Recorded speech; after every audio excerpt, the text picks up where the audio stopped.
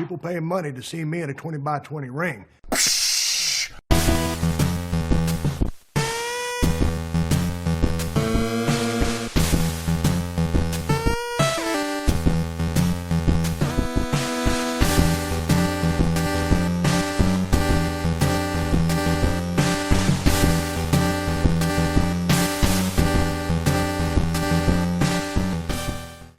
Hello again, wrestling fans. Welcome back to another edition of the 20x20 Ring Crew. I am your host, Joe. I'm here with my brother from another, Matt. What's going on? What's going on? And we are here in the midst of some brutally cold winter weather in the negatives. It is the kind of cold that hurts, and apparently it's only going to get worse. Yeah, we got a day where the high in the temperature is a -11. Today we were colder than fucking Alaska. Can you believe that? Alaska had a 41 degree day, and here we are in the negatives. I think it was -5 was the high for today. Really fucking nice.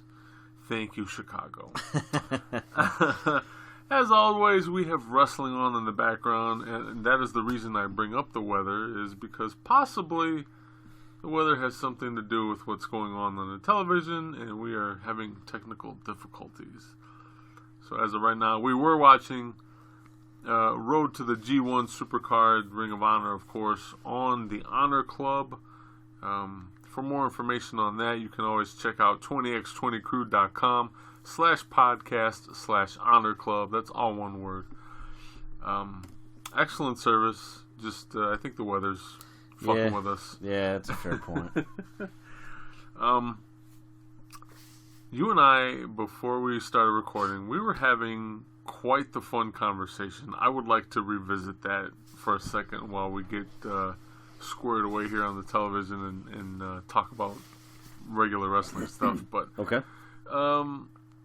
Obviously, we've both been wrestling fans for a very long time, and we were sharing stories about wrestling, like play wrestling, with siblings or friends or what have you. Yeah.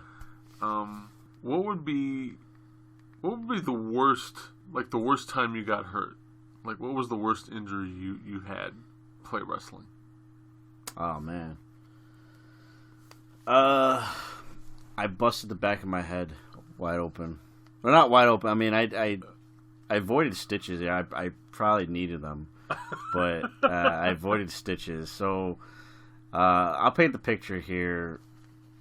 Back when I was a kid in 1998, not to beat at my childhood, but we grew up kind of poor, and long story short, we all had to crash. I come from a big family. There's 6 of us total.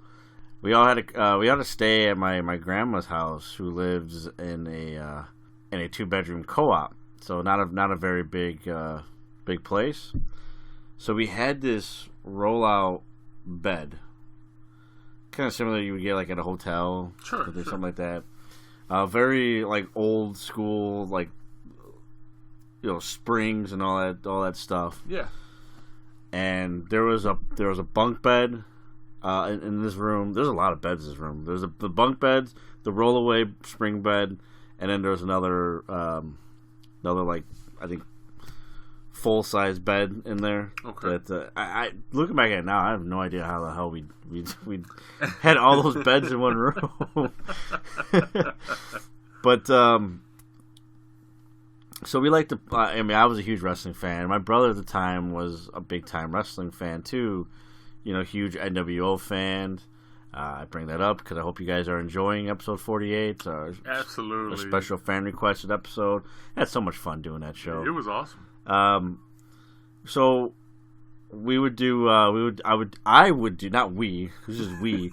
I would do bumps off the bunk bed because I was the smallest. I was like 8 years old at the time. Okay. Onto the rollaway bed, and I did a swanton bomb, or we call it just a senton splash at the time, because Jeff Hardy wasn't really that big yet. Mm-hmm. And I flipped over, and where I hit, the spring, the bed folded. Oh, okay. And it folded so hard and so fast. And keep in mind, I'm so little that the back springs hit my head so hard, and the springs itself were just the right enough like hardness and with enough force that it cut the back of my head, like split it wide open. Oh my god! And it was one of those things where like I should have gotten it taken care of, but I didn't because nobody wanted to get in trouble. Oh, because you're not supposed to be doing this at Grandma's house. You're not supposed to be doing this. Oh shit! So that was probably my worst injury. I had been knocked unconscious. I know my youngest sister listens to the show. Yeah, you did knock me out. Okay, so admit to it. She completely Randy Orton punted me in the head, and it was only 30 seconds, but you know, think of like those old cartoons where you get like the stars and everything spinning around. That's what happened. Like that's what I saw, and I just no idea where I'm at. All I know is that like I feel super lightheaded, and I wanted to close my eyes, and I did. Oh my god! But yeah, besides that, never tore any muscles or broke any bones, thankfully, knock on wood. But I've been in submissions where my arm was definitely hurting for the rest of the day, so it was definitely tweaked. But the most serious injury was definitely the busted open head. Wow! At 8 years old too. So. Oh man! I was a trooper. I kept it a secret. I wore a lot of hats. Wore a lot of hats. I was a hat guy. I was telling Matt a story. There was when I was little, we lived on 23rd Street in my neighborhood, and we had this small patch of grass for the front lawn because it was an apartment building, and it resembled a wrestling ring. There was no ropes around it or anything, but we imagined there were ropes. And yeah. so like for tag matches and stuff, you'd have a guy stand on the concrete around it. So, you know, like a little sidewalk or walkway. And I think probably the worst I ever got hurt was we had a tag match going on. It was me and my buddy Will against I think it's his cousin or his nephew Victor, and my cousin Jason. And they're much smaller than we are and also younger, but they decided they want to tag team against us, so we're battling back and forth, and in one of the corners of the grass there is a street light. And my cousin Jason, I'm trying to catch him around the street light, and he ends up faking me out so bad, and I'm so hell-bent on trying to grab him that I forget that the street lamp is there, and I run flat into it, head first, and I knock myself out for about 2 minutes. And when I come to, they were all fucking freaking out because, again, it's something that we shouldn't be doing anyway. And apparently they were there for the whole 2 minutes, like, wake up, come on, wake up. Yeah. I guess they thought I was dead for a second there and what have you, but being little kids. But yeah, I'm 6'8". I've always been a big kid, no matter what. Like, I've always been bigger, taller than everybody else. So if you can imagine that, but. That was probably the worst I ever got hurt. I've also hurt myself. I can't believe I forgot this one. I told you this one earlier. Watching wrestling in my room, wrestling my pillow. Right. We've all done that. At least I think we have. Yeah, I've wrestled pillows. And I've learned to do a pretty sweet jackknife powerbomb because of the pillow. But I just remember doing a superplex off my bed, and I had a small room. so things can easily get in the way. And there was a chair that was, I didn't know it was there. I didn't know it was in my way, and I did the superplex, getting ready to just take the bump on the floor, but that'd be it. Yeah. And lo and behold, there's a chair in my way, and I land spine first just on the chair. And trying to explain to your mom why me being a little kid, I'm in elementary school, and I threw my back out. Because my mom's the type of person that if I told her, I was wrestling, well, guess what? Matt wasn't going to be able to do anymore. Watch wrestling. I couldn't watch wrestling anymore. That'd be the worst. So I had to make up a lie, like the Grinch, thought of it quick, and yeah, I made up some stupid lie. I don't remember exactly what it was, but I threw it out in gym class. And again, I'm a little kid. Like, I'm younger than what I was when I split my head open, and threw my back out. So, when they say don't try this at home, I guess they really mean it. So, for me, I mean, a lot of that was before the whole "don't try this" at oh home yeah, stuff. So yeah. We never got that. We thought they were fully condoning it. Yeah, yep. I was telling Matt that we were taking part in a tag match with the same 4 participants as earlier, and my cousin Jason, there was some commotion going on down our street. At the same time, he got elevated into the air by me and my buddy Will, almost a la Dirty Dancing, like Jennifer. What's her name? Jennifer. I know she's Baby. Baby, yeah. So Yeah. when Patrick Swayze lifts her up in the air for that dance move, that's kind of essentially what we did, but there's 2 of us there. Yeah. But we heard all this commotion down the street and got sidetracked, and we just let him fall flat onto the hard-ass concrete /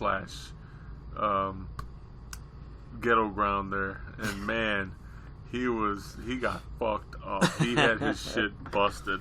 I know he had a busted lip for sure. I thought we had broken his nose. Yeah. There was a decent amount of blood. Right. Oh man. Good times. Yeah. I mean, as I got older, I we would, again, you live where we lived at, you'd see like junk lying around. So it's like, old table. Like, let's put each other through tables. Oh man. See, I never got that way with us. I've done that. I've been power bombed. I've been choke slammed through tables. We've done, because I'm not necessarily, I'm an average sized guy, but I don't know what it is, where my brother was bigger, I have taller friends, so I was always like the guy, like, and I mean, it wasn't like they forced me to do it. It was like, hey, like, you want to do this? Like, yeah, choke slam. And I'm a stupid kid, like, let's do it. Ladies and gentlemen, I never partaked in any like recreational drugs or anything like that. This was my thing. So back the hell off me. But chairs, we've done the chairs. But that was about as extreme as it got. And again, it was like, do it one time, and I was like, oh shit, that hurts. Like, don't do that anymore. And you know what? See, growing up too, like, there was rarely any of that in the wrestling that we watched. Like, growing up, I watched more than the WWF. Right. I would watch World Class Championship Wrestling. I would watch AWA, and then of course, Crockett Promotions, NWA. So I had a lot to go by, but my friends, when they did tune in, it would just be WWF. Right. So they were very limited into the hardcore action that I possibly saw. Yeah. So when we did horse around and goof around like that, it was never. There was never any chairs, any tables. Yeah. Nothing like that.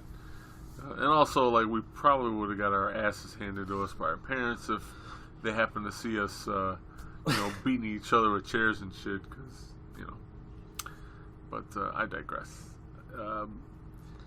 We finally got the wrestling up and going, and I'm glad that we were watching Ring of Honor, because we were talking earlier about this company and how they are going through changes in talent again.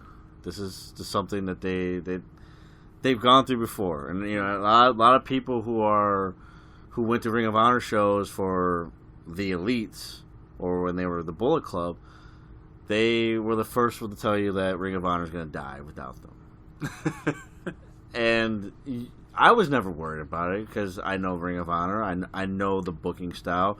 Obviously, you know the booking style too. How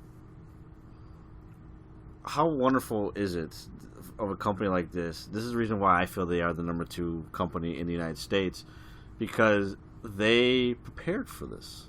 They do. They saw the writing on the wall, and look, I get it. You and I, we see PCO in the ring as he just basically kills himself again. So, such a scary bump he just took there for a guy who shouldn't be taking those bumps. But for whatever reason, he's a draw. You signed PCO. You got Brody King. He's been destroying it on the independent circuit. You brought in him. But we talked about, and correct me and help me out with the name here, Lifeblood?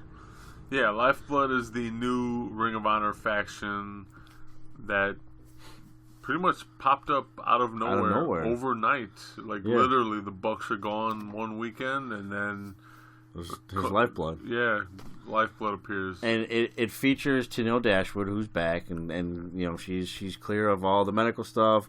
I'm glad to see her back. She looks amazing, and I'm hope to see her back in ring soon. Yeah. And then you bring in 2 guys who are New Japan, Juice Robinson, David Finlay. Right. Finn Juice. Juice Robinson brings over the IWGP US Heavyweight title currently.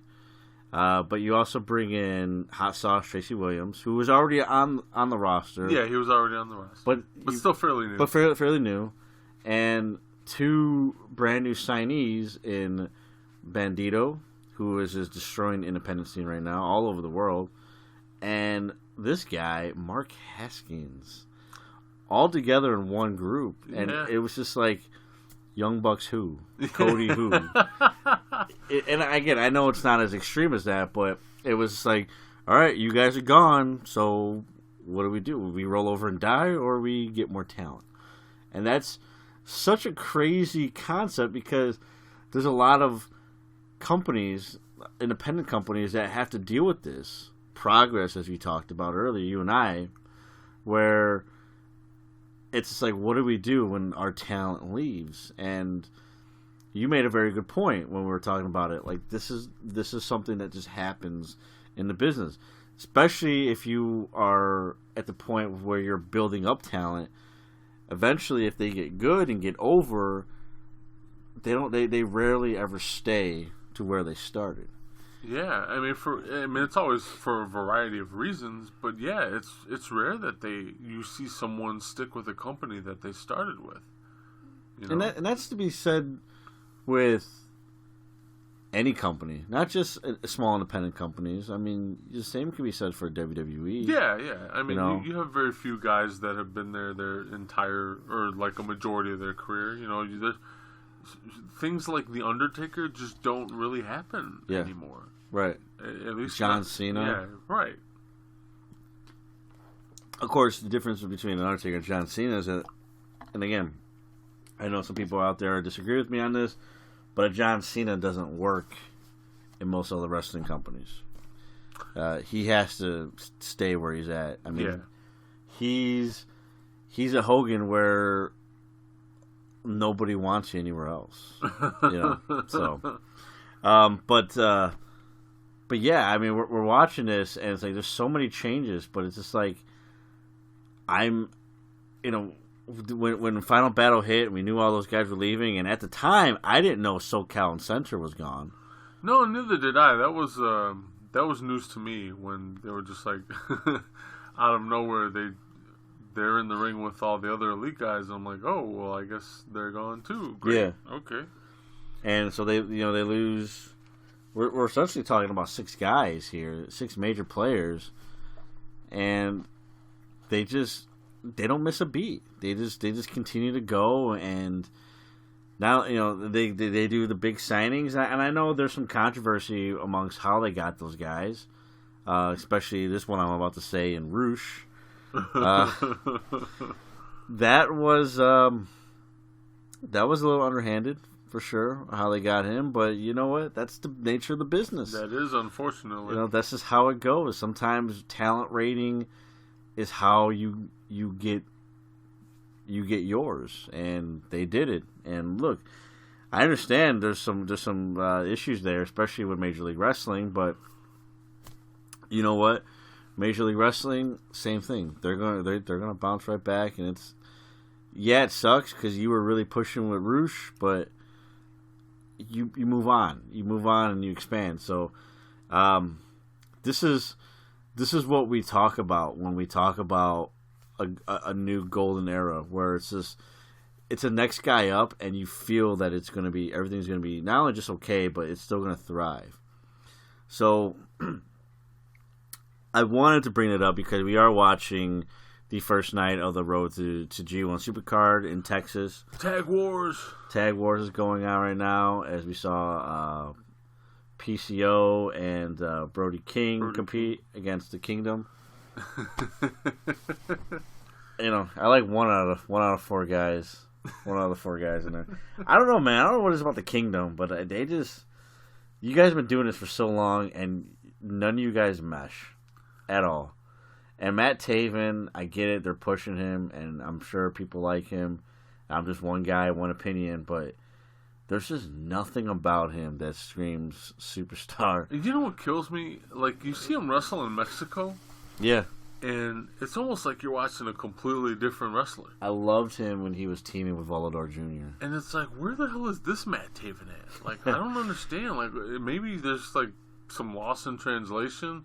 Maybe he's just really comfortable working straight lucha, but it really is like watching someone else work. And I hope it's not one of those situations where we see somebody kind of perform to their opponent, which we see throughout sports, and it's just like, it's frustrating because if you're that talented, be that talented all the time.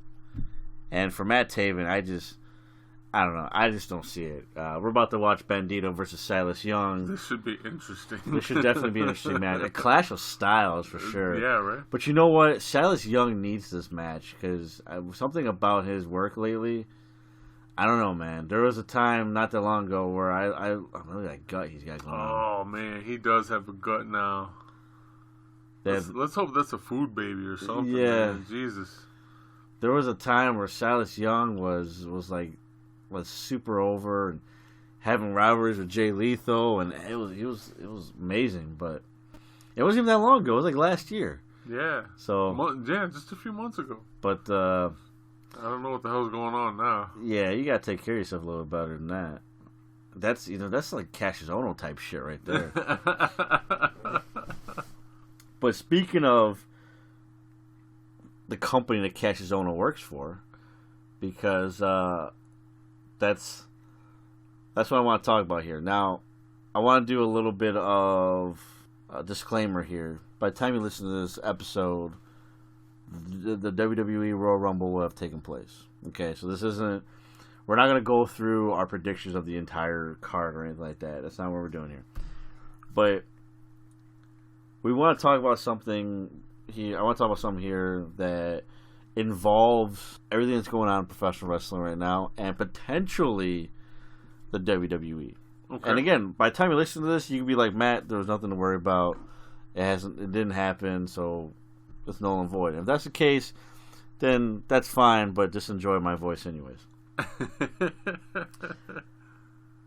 There is a guy that potentially could be in the Royal Rumble match. His contract technically expires on the 30th of January, but it would not be a surprise if New Japan gives him an early release, depending on what kind of deal WWE can strike. And of course, I'm talking about Kenny Omega. And a lot of the things that I've read, nothing has confirmed anything, but I have this feeling in my gut, and if there's one thing that I've learned in my life is that you should trust your gut.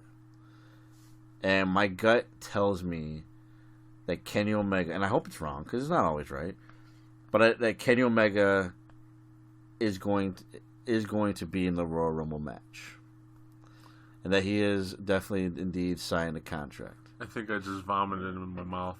Yeah, it's hard for me to say it. So, you and I have been talking about this off the air for a number of weeks now, and I'm going to say my piece real quick here. Kenny Omega has said a lot of things about what he wants to do in the wrestling industry. And the whole concept of change the world and everything like that. And look, I'm not saying he hasn't done that thus far, but according from Kenny Omega's mouth is that he is just getting started. He said that on numerous occasions. And if you sign with WWE, you sign over everything that you have pushed for with changing professional wrestling. And I say that not because, again, I'm not a hater of WWE. I call it how it is. WWE doesn't change because they don't feel they have to change.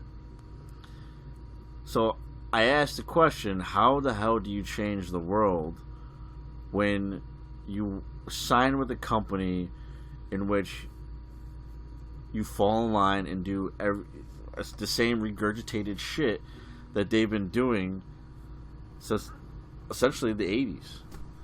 The same kind of storyline angles, the same kind of pushes, the same kind of this and that. Everything that you have said that you wanted to do is really hard to do when you work for a company that in which you have to get in line and play by their rules. I get there's certain contracts that have a little more freedom, but let's not get anything twisted here. There is no creative control. That doesn't exist in WWE. This is Vince McMahon's company. He has creative control. He has the final say. Do you think Shinsuke Nakamura, as big of a name as he was, came over to be the artist that kicks people in the nuts as a finisher? I would highly doubt it. Yeah, that doesn't sit well with me or him for that matter. And Kenny Omega, again, he goes from best bout machine to, I said it before, 5-minute match on Raw. On average. Yeah. Yeah, I get it. There's some times where they have 10-minute matches on Raw. Okay. But those 15, 20, 30-minute matches on Raw, those are few and far between. 5-minute matches on Raw, commercial breaks sprinkled in, down spots at the down spots. And how the hell do you change the world? The only thing that I have to say, and I'll let you elaborate on this if you want to, is that you told me that maybe, just maybe, there is something that was promised to him that we don't know about. And that would be the only thing that would make this worthwhile. But I don't have the confidence. I want to believe that if he does show up at the Rumble or at any point for WWE, I just hope that he holds his end of the bargain to the fans and give that passion that he's had throughout this entire time. Because you look at so many other wrestlers that have joined. Oh, I've heard this one. What makes you think he doesn't get the AJ Styles treatment? I don't want him to get the AJ Styles treatment because that's not very good either. No, it's not. The things that AJ Styles has accomplished in the WWE they're fine by WWE standards, but as a pro wrestling fan, it's watered down AJ Styles. And I get guys want to take care of themselves and have longevity and stuff. That's great, but this is also pro wrestling.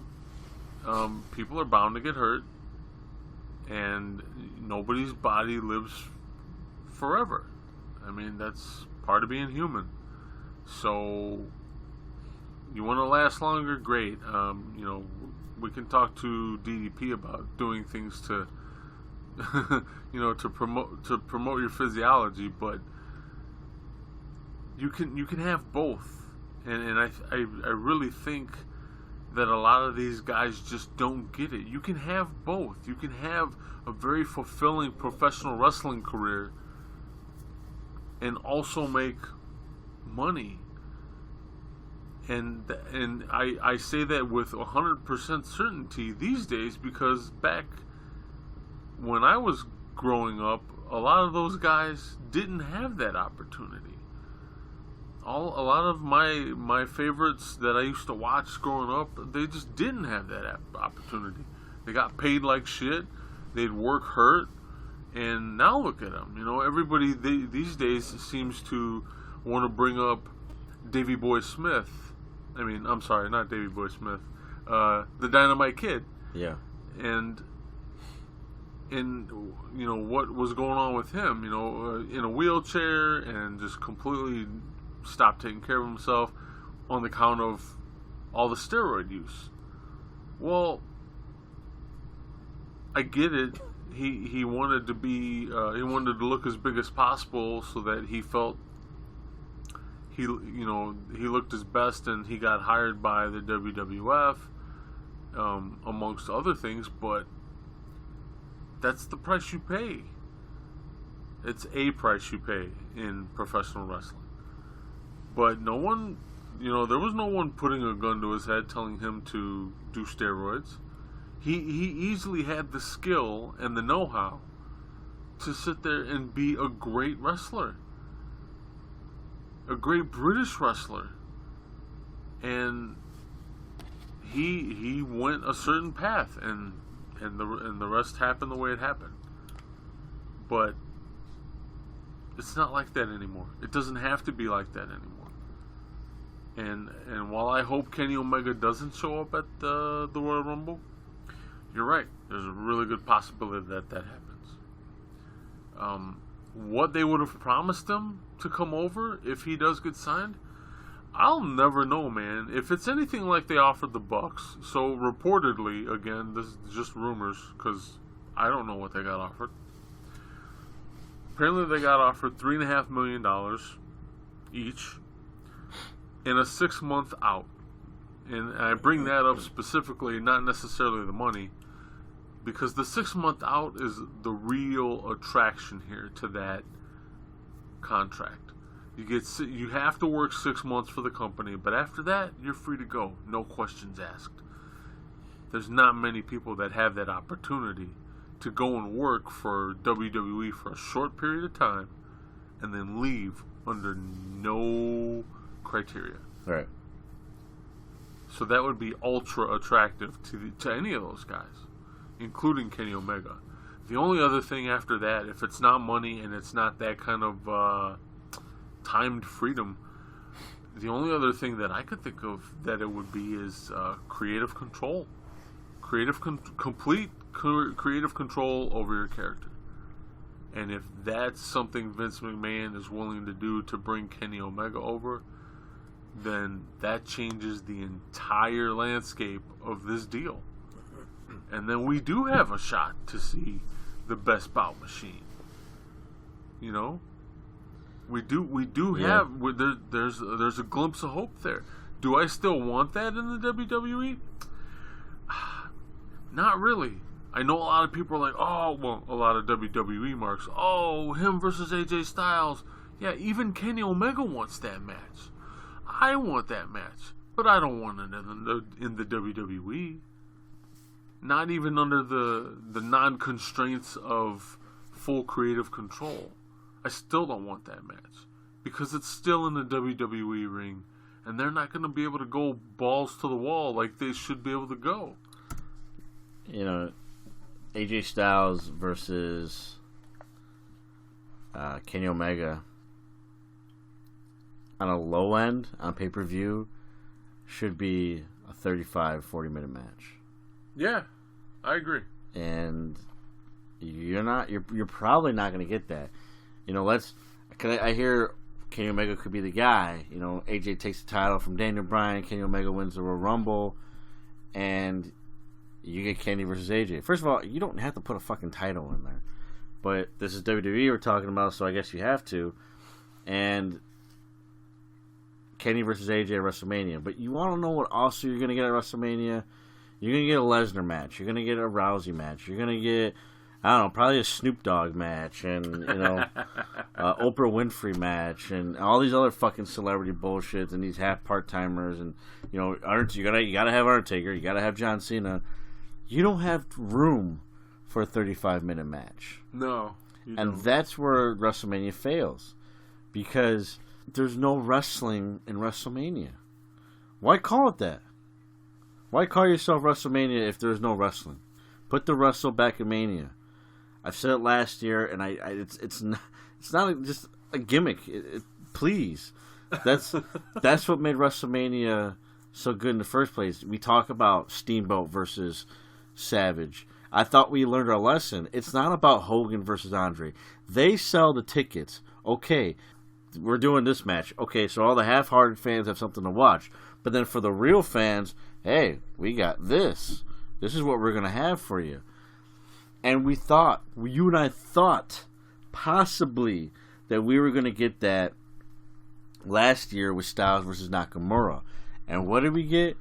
A 10-minute boring-ass dog shit match. That was so disappointing. That people to this day tell me it was as good, if not better, than the Wrestle Kingdom match. I know it doesn't taste good coming out of my mouth. Oh my god. What are these people on? Jeez. Well, because it happened in WWE. It has to be better than the Tokyo Dome. Oh my god. Yeah, those people do exist. But you know what? That's fine. You want Kenny Omega to be in WWE, that's fine. I asked this question though. Let's say he does more than 6 months. Who do you have for Kenny Omega to face? He can't fight AJ Styles all the time. He can't fight Finn Balor all the time. Who is he going to fight? Brock Lesnar? You want Kenny Omega versus Brock Lesnar? Braun Strowman? I'm sure down the line, if he stays longer than 6 months, I'm sure down the line we're going to see some sort of fucking Bullet Club-esque storyline go on half-heartedly. Faction versus faction. Stupid bullshit like that. Same old regurgitated shit over and over and over again. And that's fine. I can live with that. But, that's my problem here is you have nobody... I don't say nobody. You have very little people on this roster that you're willing to give him. I mean, you're going to give him people like The Miz or, like I said, Brock Lesnar or Braun Strowman or things of that nature. It's like, I understand there's real talented guys on here, like a Drew McIntyre would be a good match for Kenny Omega. Obviously, again, AJ Styles. But it doesn't matter who you put him up against if you have restrictions. It's just, this is the problem. This is the fear that I have. And this is why I say that if at this point, Kenny Omega is in WWE, we are talking past tense when we mention the Best Spot Machine. This is why I brought up Ring of Honor, and I'm gonna bring up other wrestling companies, because if that's the case, for all the fans that are huge Kenny Omega fans like myself, but aren't necessarily as accustomed to how wrestling works, especially wrestling today, if he goes to WWE, good riddance. Because at the end of the day, you don't need one guy. And that's the whole point that I brought up with Ring of Honor. You don't just need a handful of guys. You need an entire industry to be on board. And if he decides he doesn't want to be anymore, that is his choice. And he is totally free to make up whatever decision he wants to make up. But the wrestling industry is going to move forward without him. And I would hope that Kenny Omega would not be okay with that. Because if he is okay with that and he signs with WWE, especially a long-term deal, everything that he has said is a complete lie. And that's a shame, because he fooled me. Because I thought he was one of the better ones. And I guess everybody's got to have that WrestleMania moment, and this, and it'll be a damn shame. You know, he's human. You're right. He's human, and I'm not saying, you know, I don't know Kenny Omega personally, but there's got to be some level of selfishness to him, especially if he wants to. I've heard more than a handful of times that he feels he's only got a few peak years left in him, and he wants to utilize them a certain way and then be done with professional wrestling. So saying things like that, maybe that is a reason why he wants to have a WrestleMania moment. But I don't know. I as much of a possibility as it is, and again, we're gonna find out here real soon if it happens. I don't want it to happen, and I don't think it'll happen. But it's still a possibility. We still have to honor that it's a possibility at this point. Yeah, absolutely. And on that note, we're going to take a quick break and hopefully pay some bills, so stay tuned. This episode is brought to you by Ebates. Do you do online shopping at all? Excellent. If you do, you can help support the show and save some money while you purchase stuff online. Have access to over 10,000 different shops online, including major brands such as Nike, GameStop, Uber, Burger King, and just about any other online store that you can think of, including Amazon. Each purchase you make helps support the show and saves you money. Accrue enough cash back and then cash out and receive your big fat paycheck in the mail from Ebates. Take the time, support the heels, support the baby faces, support your 20x20 ring crew, and be like the boys. Save some money. 20x20crew.com/podcast/Ebates.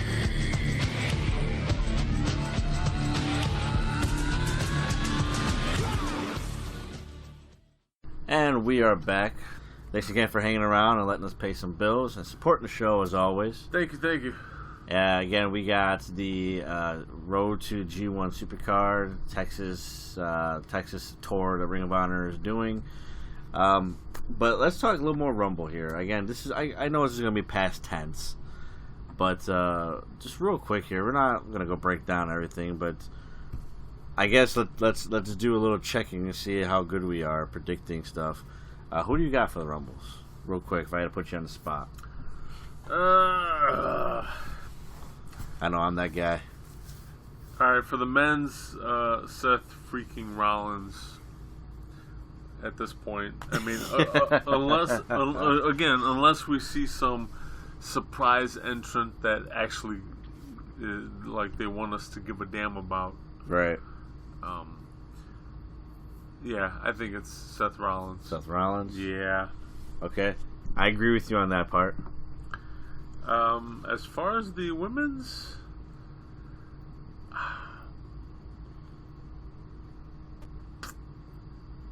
it's interesting because they put Alexa Bliss back in there. Yeah. And I wasn't expecting that. Nor was I. I really don't know. There's been talk. There's been a lot of talk about this being one of the lowest amount of paid tickets for the Rumble event. So I'm assuming they're going to paper the rest of the crowd, give away freebies or what have you, but or reduce tickets. But I don't know what the play is with Alexa Bliss. If they had her out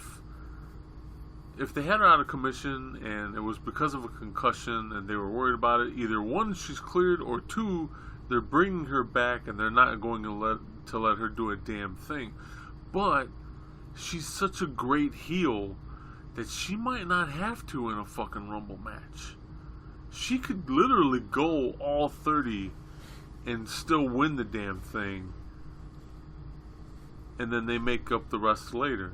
So you know what? I'm here. Man, this is gonna sound really bad. I'm gonna try to excite myself here, get myself psyched up for this fucking Rumble, because right now it's not looking anything but shabby. And I'm gonna say Alexa Bliss. Yeah.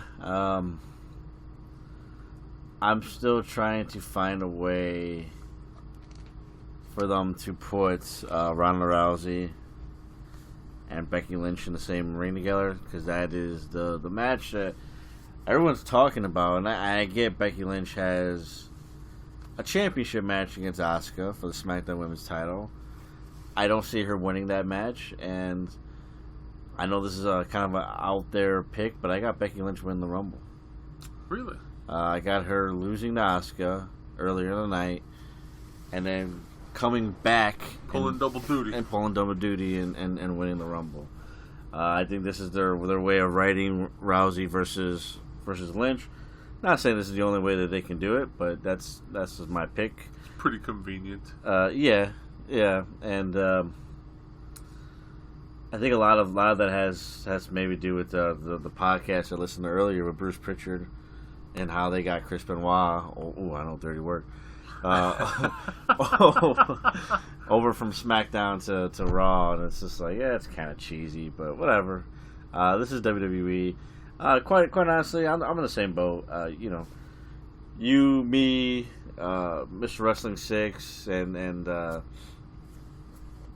at least 2/3 of the significant others are going to be in attendance, and it's going to be fun to watch and hang out with you guys. But other than that, I know at this point it's going to be past tense, but there's not really much excitement to the Royal Rumble, and there's more reasons to that than a lackluster Rumble card. There's one thing that came to my attention not that long ago, and that is the championship matches at the Royal Rumble. And if you go back to the history of the Rumble, the majority of the time, especially starting with 1993, when they implemented the rule that the winner goes to WrestleMania, okay, for the world title, a lot of the times the world title match is nothing more than a filler match. For the show that is dubbed the beginning to the road to WrestleMania, why is it a continuous thing to make your championship match a lackluster booking of your champion who you want to continue to run to WrestleMania with, versus the guy that has basically 0% chance of winning the match? For example, last year at Royal Rumble, you had the Universal Champion Brock Lesnar defending against Braun Strowman, who is a guy that they're going to push up until the point to where they get to the world title, and then they're going to stop pushing him. And then you also had him against Kane, who is, he's Kane. He's old and he's just there. That was your Universal Championship match at Royal Rumble. Tell me if I'm wrong, but that's a filler match through and through. Yeah. I mean, it just doesn't seem very fitting for a road to WrestleMania, or take out WrestleMania, a Big Four pay-per-view championship match. Whatever happened to Undertaker versus Shawn Michaels? Yeah. Whatever happened to The Rock versus Mankind? Why are we getting more and more Brock Lesnar versus The Big Show from, I want to say, 2014? Which, by the way, Big Show wasn't even being pushed then. It wasn't like it was the Big Show from old, where it's like, oh, he's got a legit chance. It's the same thing with Kane, where it's like, oh yeah, he's just old and got nothing going on. So we'll give him Brock Lesnar. We'll give him a warm up match for WrestleMania. I don't get it. I mean, I understand there's a build-up necessary. They're trying to sell tickets to WrestleMania. But you still want, or shit, at least you should still want interest in your, like, every show you run. Right. Not just WrestleMania. should go be without- yeah. it should be common sense, you know. Go without saying, in my opinion. But I was talking to Matt before we came off the break, and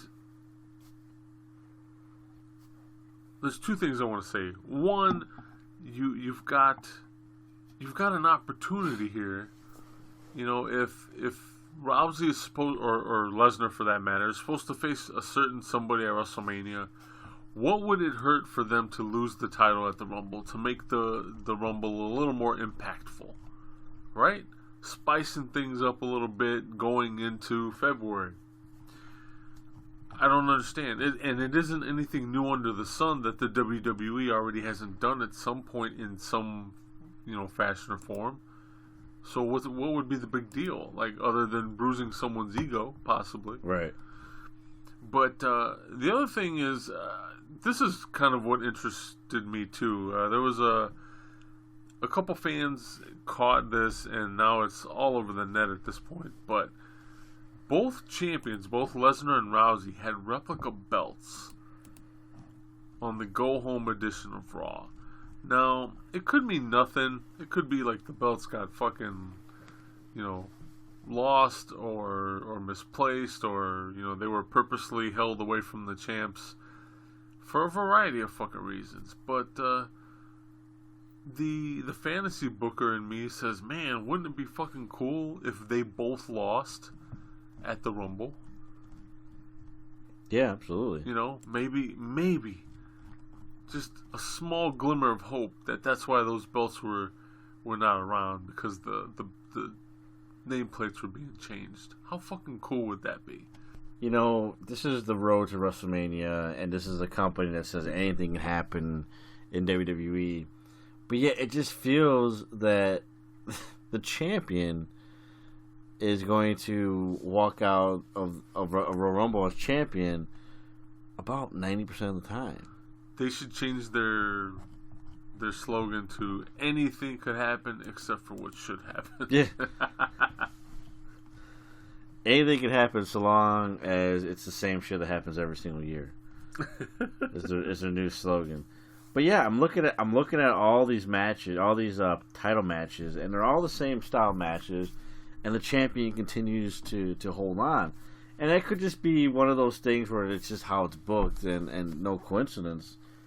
But to me, it can't be, because you continuously have your top champion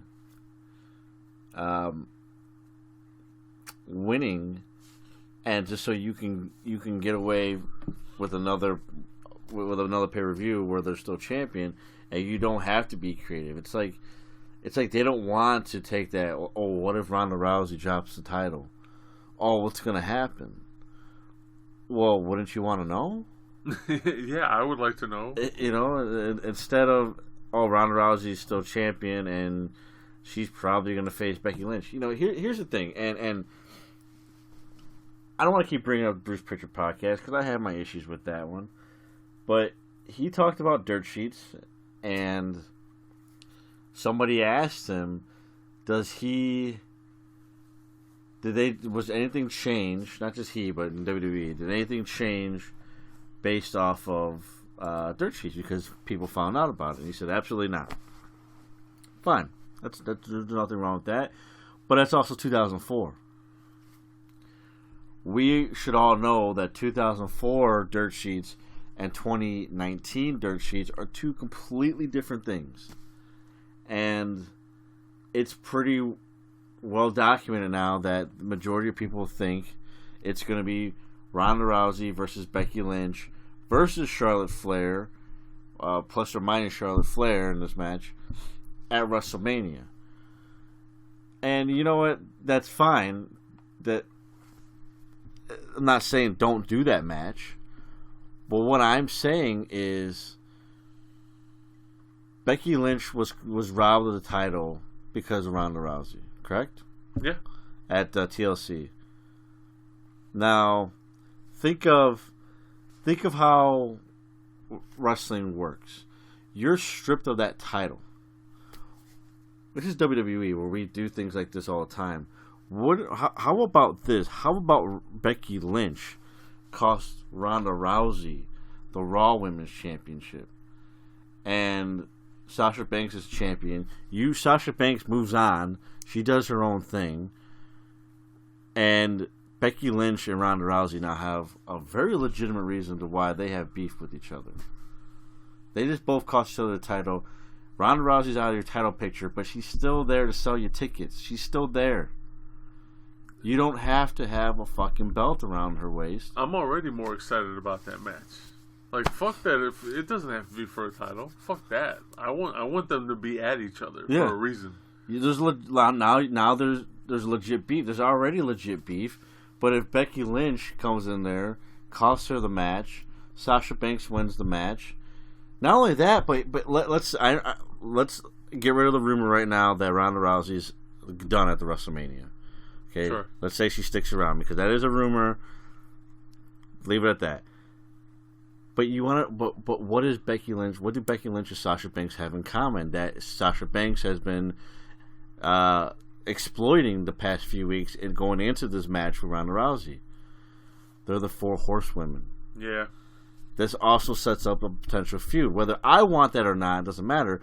But you see how many things are on the table? How many things should be on the table? I'm not a booker. No, you're not. But I'm not a booker. I'm just a fan. It's like, and I'm not even a fan of the product. And it's like, please steal my idea. Or think of something else. But my point is, does it have to be as cliche as that? And again, I understand this is past tense, but past Royal Rumbles, the vast majority of the time, the champion retains. And it just becomes very, like, regurgitated. You know, and the fact of the matter is, I have 1%. I give Finn Balor 1% chance of beating Brock Lesnar at the Rumble. Yeah, I don't think it's gonna. I think he's there for filler. They tried to make it as much as fast as they made this match. Because if you remember, it was originally Braun versus Brock. Braun's not in it no more. Put in Finn, and now you just got a couple of weeks to make it happen. And they tried. They tried to make it work, but it's. Look, I really don't think that they're going to have Brock beat Finn in 2 minutes. But I do think this is going to be less than 10-minute match. Oh yeah, Jesus, and absolutely. Brock retains, and I think that's why I agree that it's going to be the cliche Seth Rollins. Now, do I necessarily am sold that Becky Lynch is going to win the title or win the Royal Rumble? No, I don't. But I have a feeling that one way or another, Becky Lynch is going to stake her claim at Ronda Rousey, whether it's the Royal Rumble match, and then challenging Ronda Rousey for the Raw Women's Championship at WrestleMania, or she does something dastardly like cost her the title, and now makes Ronda Rousey want to face her, no title. She forgets about Sasha Banks, and then maybe Sasha Banks can go on and actually retain the title for once. But there's so much more you can do. I mean, the point I made with the dirt sheets was so many people talk. You know, this is one of those eras now where you just look on your phone and you see all this shit. Yeah. Now, as a booker, if you and I were running a company, I look, sometimes you just gotta be like, it is what it is. Something got leaked, it is what it is. But what if you brainstormed, like, well, what if we did it this way instead? You know, are we really gonna get? What if Becky doesn't cost Ronda Rousey the match, but Ronda Rousey loses anyways, and then Becky Lynch, I don't know, does whatever Becky Lynch does, or Becky Lynch wins the title, or what have you. Like, it doesn't really matter what Becky Lynch does, but what if Ronda Rousey loses the title? Now, if you're WWE and your goal was Becky Lynch versus Ronda Rousey, no matter what you've tweaked it enough to where you're keeping people on their toes. And even though you don't want to dictate your company based off of dirt sheets, it might not be a bad idea, because you don't want, if it's one of those things where the dirt sheets are right vast majority of the time, well, guess what? A lot of people are not going to be watching, because it's like, well, they're going to do this, and I'm not really into that. But what if they didn't? And it's one of those things where it's just like, oh shit, like that was different. Yeah, I'm a little more intrigued. There's one thing that you've always taught me when it comes to things like this podcast, for example. It's know your audience. If your audience is a bunch of know-it-alls or think they know it all, Roddy Piper said it best. Just when you have all the answers, I change the questions. Yeah, that's exactly what they should do. And it's why wait until WrestleMania to do it? Do it at the Royal Rumble where it begins, and throws everybody's dirt sheets out of whack. Of like, whoa, Dave Meltzer didn't report this, because Dave Meltzer is the fucking god of dirt sheets. Whatever he says is true, right? I mean, that is my my rants on Royal Rumble. But I've always hated the fact that it was so easy to predict Royal Rumble championship matches, because it's just, even if the match isn't where I want it to be, I at least want to be surprised with who wins. Oh, I legit thought they had a shot. I legit, not, oh, it's Brock Lesnar versus Finn Balor. It's going to be Brock Lesnar. If Finn Balor wins, I mean, that I would be Undertaker WrestleMania 30 shocked. Yeah. To be perfectly honest with you. Yeah. I would just be blown away. So, hey, maybe it wouldn't be a bad idea, because you're going to raise a lot of eyebrows. Even if Finn Balor wins the title, and then Brock Lesnar, and I hate this angle, but let's say they do that. Your ratings on Raw are suffering a bit. You don't want to do that during WrestleMania season, right?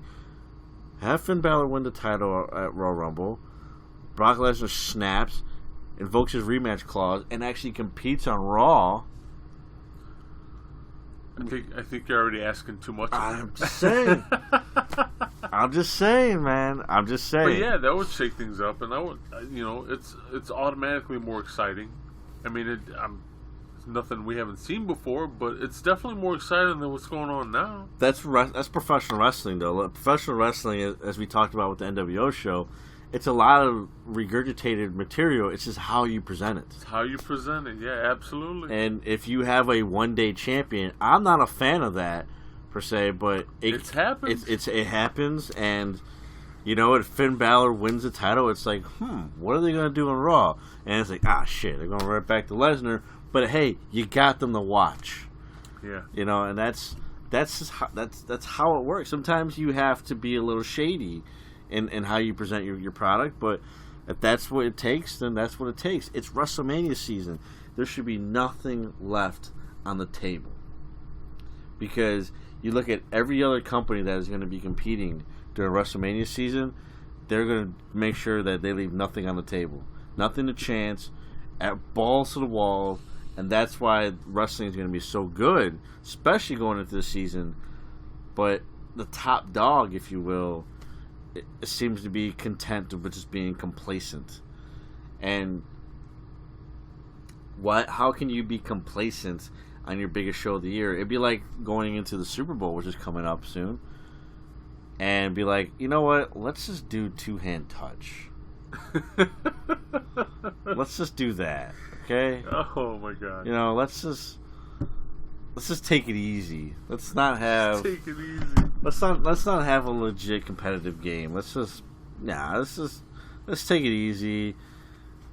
Two-hand touch. No passes deeper than 5 yards. Like, that's what I feel like. But I hope it's not like that, because God damn it, I want to be excited about WrestleMania again. I do. I want to be excited about WWE in general. There's so much potential there. Especially if you start throwing guys like Kenny Omega and things of that nature, as we talked about earlier. They're fucking allergic to that word, potential. They're allergic to being good.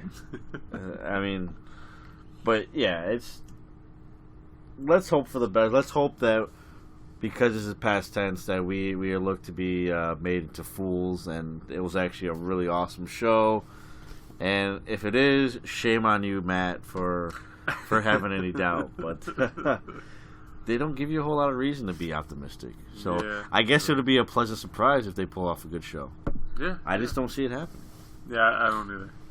Did you ever have a Royal Rumble, like while you were play fighting with your siblings? More like battle royales, but I guess it's gonna be the same thing. Yeah, same thing. Yeah, actually, we had a house. It was actually a pretty decent sized house that we had for a while, for about 4 or 5 years, and it had a railing like a balcony style railing where the upstairs went, and we would always throw each other over the railing down the stairs. But we would like, we were so stupid for doing it, but we were smart about it. Because like you could do it to where the point where like it was probably like probably like a 10-foot drop. But the way where we did it, it was just like flip over the stairs, and you might roll a little bit, but you usually be all right. Might tweak your ankle a little bit or hit your arm too hard, but yeah, for some reason it was good because it was sturdy, and there was a couple of times where I would lock my arms over the railing and take the clothesline over. Oh man! And there's a couple of times where I got stuck, and oh man, it was like almost like Boss Man style. Remember from Oh, good God! Yeah. So yeah, a couple stuff like that, but not too much. Not too much on that. Those were too dangerous even for me. The only time we ever did that was in the wintertime because of the way they would clean up the snow. Yeah. I used to live right across the street from a elementary school. Okay. So on the playground, they would just mound up the snow off to the sides of the playground, and we would get out there and kind of shape it up and play King of the Mountain or Okay. what have you. But there'd be quite a few of us throughout the neighborhood, and in upwards of like sometimes 20 kids. So that's what made it fun. Like you never knew who was gonna come out and be a part of it, and that was my Royal Rumble. I wish, like, I always hear stories about like the Guerreros and had a wrestling ring in their backyard. Like, man, that'd be so awesome. Like, I'd be like king shit growing up where I grew up. Everyone would always want to come over, but yeah, you brought up the snow in winter. Like, that was such a good time, especially when it was fresh snow. Yeah. It was a lot of snow too, so like you didn't mind taking the bumps. Yeah, never minded taking the bumps. But for me, again, being the smaller guy, like I was always the guy that learned the submissions. I always wanted to make somebody tap or snap, and I sorry to my brother out there, but I'll never forget the time where at 10 years old I made him pass out with the Tasmanian.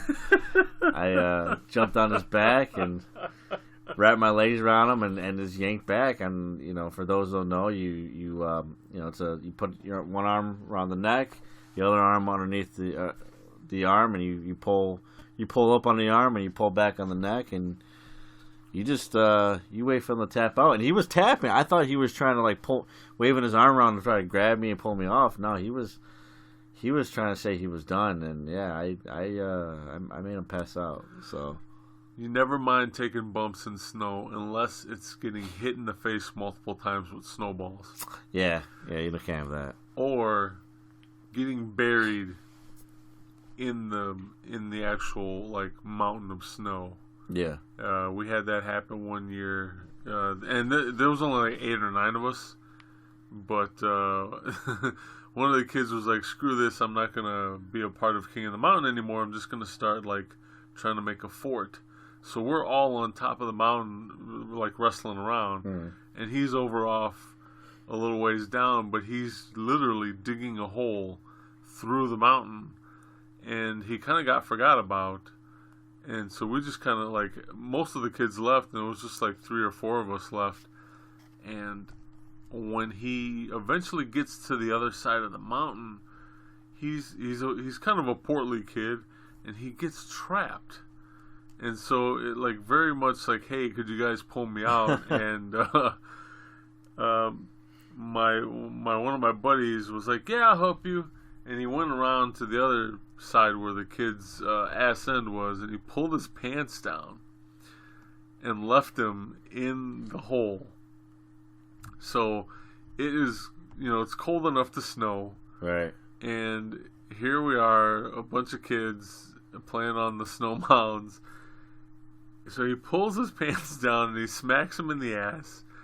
And we're having a laugh about it. And then we see a squad car. And immediately we're like, oh, we probably shouldn't be over here. So we all take off. Well, this kid's stuck in a hole in the snow with his ass hanging out, pointed towards the street. Cops come over with the spotlight, and they got the moon that night. Jesus. And then, of course, he had to explain what he was doing with his pants down, stuck in the hole of the snow. So, yeah, interesting. Fun times, man. Yeah. And then I mentioned getting hit in the face multiple times with snowballs. That's never fun, but one time we were playing, King of the Mountain. It was like, again, like maybe 4 or 5 of us. And my best friend at the time, I wasn't aiming for his face, I swear. But I hit him like 4 or 5 times in the span of, like 15 throws or whatever. And that was enough for him, and he had it. And he came after me, and I've never been the type to let someone just beat me up, no matter who you are. So I socked him. I socked him a couple times, and I really hurt his pride, and we didn't speak for like 2-3 weeks. But yeah, that happened. Don't hit your best friend in the face with snowballs. So lesson learned, man. A lot of lessons learned. But yeah, I had some fun times doing things I wasn't supposed to do when it came to wrestling. So still undisputed champion. If I throw out my siblings out there. Oh man, can't touch me. Oh boy, you can see me, but you cannot touch me. I am not sanctioning any of those future matches, by the way, because we have a podcast to run, and I need him as healthy as possible.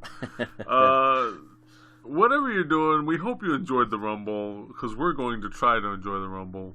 Definitely going to enjoy each other's company. Yeah, absolutely. Some good food, and we will enjoy NXT. Oh, yeah. Oh, my God, yes. NXT, always a pleasure. Can't wait for that card. We're finally getting Black versus Ciampa. It's been a long time coming, man. Long time coming. Yes. So that should be a great card. So definitely, if you're going to be watching wrestling over the Royal Rumble weekend, you better be checking out NXT. Takeover Phoenix. Check it out, because if not, I might have to hit you in the face with a bunch of snowballs. So pride hurts.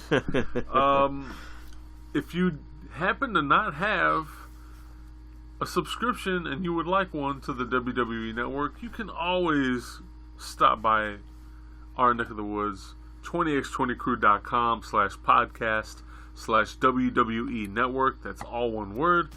And find out how you can get a subscription, possibly at a discount. Yes, you help out the crew, and you help out the show. Yes, absolutely. And you get to watch Royal Rumble as well as many other great things on the WWE Network. Because yes, although the product currently is meh, there's a lot of great things on that streaming service. I watch it quite often, actually. So I fully endorse the network. I started delving into the WWF Superstars that they just put on there. Yeah, I knew you would like that. It's interesting, man. Cause, it is. I mean, obviously, I was a youngin', so I was not watching wrestling at that point, Right. and going back and watching it, I was like, man, there's some interesting stuff on here. Yeah. So it's cool. I'm glad they do that. I love that they do that. I wish they would add more on a more regular basis, but for what it's worth, it's still they still add on a I wish they would add it quicker, but yeah. But at any rate, it's still there, and so long as you don't take off, you keep adding. Yes, keep adding. Don't take anything off, please. So far they've taken things off, but it's for reasons that are more of a legal nature. Yeah, legal nature, and I would say PC. Yeah, that too. Yeah. So, but other than that, they keep once it's on there, it's going to be on there. So, as of this recording, our government has finally been reopened, at least for 3 weeks. Okay. And I bring this up because of the American New Japan Pro Wrestling cards that are coming up in the next month or so. I hear a lot of gripes about a lot of the Japanese wrestlers not being able to attend the cards and partake in them because of visas, working visas, or lack thereof, I should say.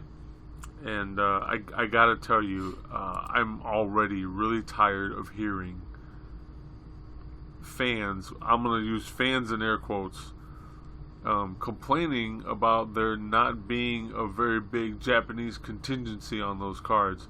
Ladies and gentlemen, everybody on those cards, whether they are Japanese or not, are all trained in the New Japan dojo. Very reputable dojo. You've enjoyed wrestlers ever since you've been watching New Japan who have been trained in those dojos. They know how to wrestle. They know how to entertain your ass. They put on good wrestling.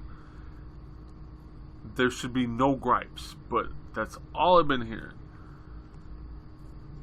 Like, too many gaijin on the card now. Well, you know what? That's how the cookie has crumbled, I guess you could say. What is New Japan supposed to do? Are they supposed to just cancel the show? Yeah, well, I guess that's my question to these fans that are complaining. Like, would you rather them just cancel the show and then you don't go at all? I mean, we're not a political show at all, and I'm not trying to be here. No, I know you're not. But what I'm about to say, if you're going to be mad at the people that caused this to happen. I'm gonna leave it at that. There you go. That's good. And New Japan didn't do this. They, just like many other people out there, are suffering because of it. And why, as a fan, are you going to take your frustration out on it? Are you upset because you're not going to get Tetsuya Naito and Kazuchika Okada, Minoru Suzuki, and guys like that? I get it. I absolutely get it. But New Japan is going to do everything in their power to still put on 3 great shows. Yeah. And if you are a true fan, have faith in them and just appreciate the talent that is still going to be there. You're still going to get a lot of great matches. You're going to get it for, I think it's the North Carolina show. They're getting a championship match between Juice Robinson and Beretta there for you the go. U.S. title. For the California show, Roppongi Vice is coming back for one night only. So you get one of those special one night only shows. You get this is a New Japan and versus a New Japan and Ring of Honor combined show, because again, this is a kind of a road to the G1 the G1 special, or the G1 Supercard, excuse me. They're doing the best they could with the hand that they were dealt. What do you want them to do? Besides, you want them to lose out on all that money and give all those tickets back and lose out and talent and lose out on that payday because of a government shutdown? If you're the kind of fan who thought Ring of Honor should just roll over and die after all the elite guys left, I got beef with you. If you're the type of fan who started watching New Japan because the Bullet Club was so popular, because of the guys in the elite, and now you could give 2 shits about New Japan, go fuck yourself. Yeah, you were never wanted. Because yes, you were never wanted. and I mean that sincerely and wholeheartedly. Like, you're not a fan. You're a bandwagon fan. Last week I mentioned For Life, the NWO episode. Look, you and I are not walking around NWO For Life at this point in our lives. How do you know that? You're not around me 24/7. Fair enough. Fair enough. But the point I want to make is the same thing with the Bullet Club. Like, it's not about being cool and saying, oh, well, the Bullet Club used to be cool. Now they're not. I talked about that with heavy metal. I talked about that with video games. Mm-hmm. Oh, it used to be cool. You know, they used to be cool, but now that was just a phase. This is the conversation that I have with WWE marks all the time, and why it's so important to, take the money from the half-hearted fans. I get the business side of it, but always keep your diehard fans close, because those are the ones that stick with you through thick and thin. Up until the point where they're like us, and it's almost like tough love, where it's like, I can't do it anymore. That's where WWE has become. I can't do it anymore. TNA used to be that way for me, where I just couldn't do it anymore. I want to see them succeed, but I can't give them my time anymore. That's slowly changing. A little more quicker than slowly, but that's changing nonetheless. Ring of Honor is going through a transition, not because of what they did, but because of what other people did. They left. And it's not like, how dare they leave? They left for their own personal reasons, start a company or go to another company. That's the nature of the business. What is Ring of Honor supposed to do? As you said, roll over and die? Throw away the fact that they're the number 2 wrestling company in the United States? Yeah, fuck that. You know? I mean, this is the thing. Like, okay, I get it. You're upset.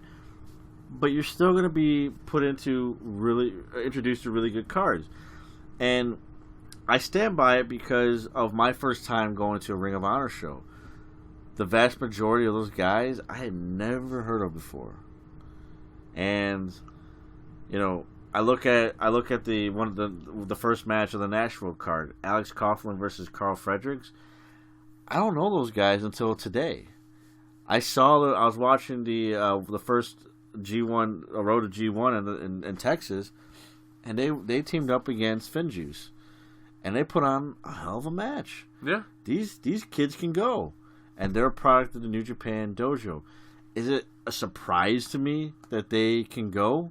No, because I know the beast that is the dojo, the same dojo that trained a David Finlay.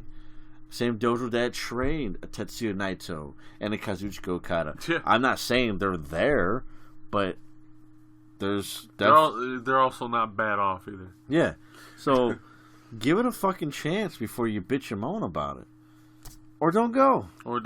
Sell your damn ticket. Yeah. Somebody out there wants to go. That's what StubHub's for. We have a podcast and we voice our opinions, and sometimes it may sound like we're bitching. And whatever, maybe we are, maybe we're not. Who knows? But we still give it a chance. All the gripes that we were talking about the Royal Rumble, you and I are watching the Royal Rumble. Yeah, we're still gonna sit and watch the Rumble live. They're gonna get their buy rates from me through my network, and we're gonna watch it.